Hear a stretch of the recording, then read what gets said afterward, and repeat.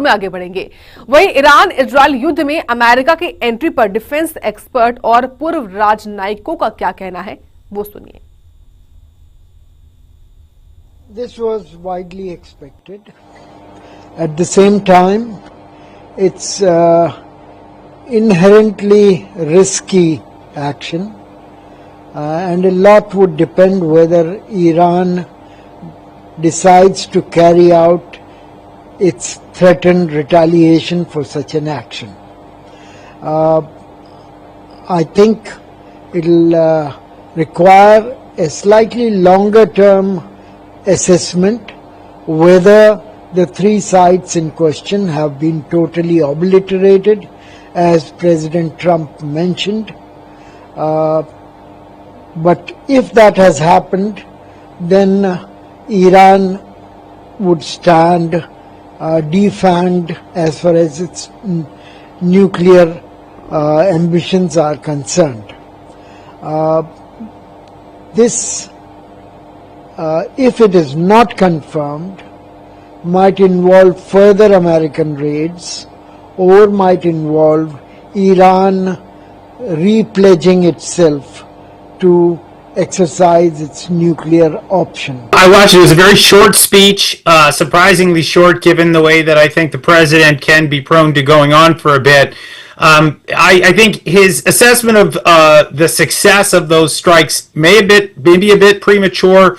I think there's going to be a press conference tomorrow morning out of Washington at 8 a.m.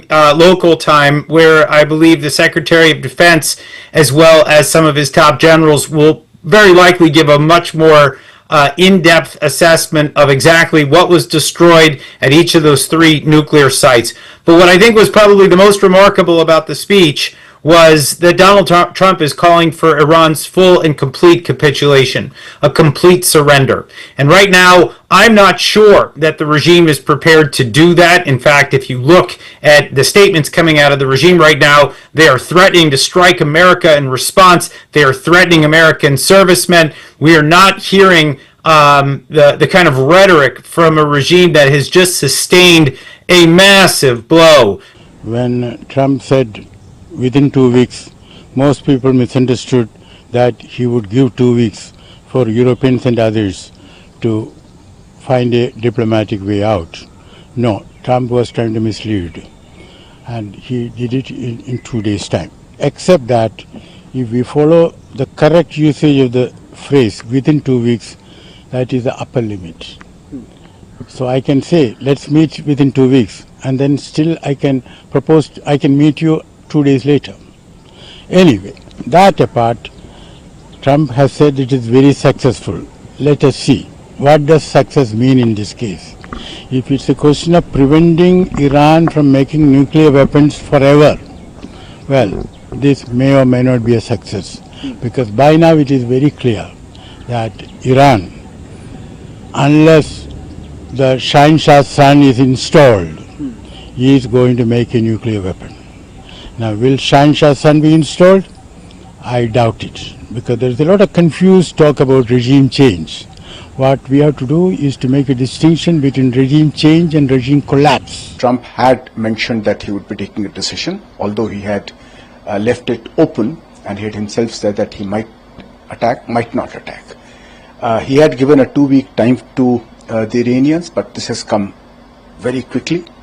So I presume the time factor may have been mentioned only to deflect Iran's attention. The attack itself is a very decisive attack, because the main attack is on the main nuclear site, which is Fordo, which is deep inside, and they have used, according to an informal source, an American source, 12 of these bunker busting bombs, and they dropped 2 of these bunker busting bombs on Natanz. Then they also used naval fired cruise missiles on Isfahan and Natanz. So they have done, they would have caused extensive damage to the sites, although an Iranian report says that there is no sign of any radiation leak, which means that whatever damage has been caused is either buried deep inside the earth, or that the bunkers deep inside the earth have survived the attack.